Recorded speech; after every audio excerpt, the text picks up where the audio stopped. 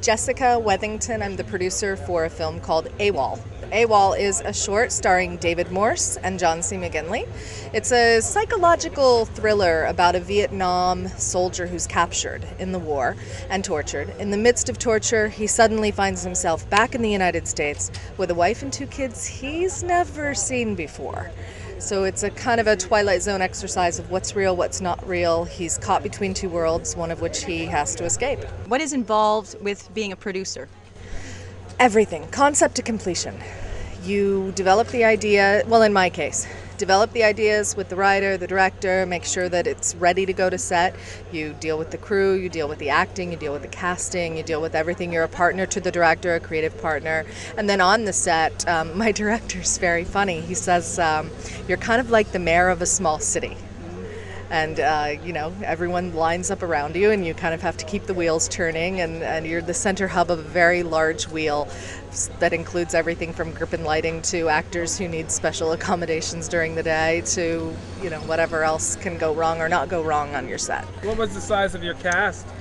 We have 3 principals, David Morse, John C. McGinley, and we introduced Caroline Christian as David's wife in the film. So we have 3 principals, 2 children, and a host of extras and soldiers and Marines in Vietnam. We shot the film over 8 days and nights using Kodak short ends in the hills behind Magic Mountain in Los Angeles. So it didn't look at all like Vietnam when we started. However, we had a very gifted director, very gifted art director, and in the opening shot of the film, there's a plant next to David Morse. The dolly shot comes out, it goes up, David walks through the jungle, talks to his men, and sits down next to a different soldier. At the end of the shot, same plant. That's how low of a budget we had to deal with. But it worked out beautifully. It was very kind of guerrilla filmmaking at its best, and everybody had their heart in it, and it worked out really well. And your name is? I'm Adrian Belic. I'm here with my latest documentary entitled Beyond the Call, a feature documentary. It's a documentary about 3 ordinary yet eccentric characters who go around the world to war zones delivering humanitarian aid. And I spent 3 years traveling with them around the world, and I'm very excited to show it here in Bahamas. The difference between documentaries and features is really starting to blur very much.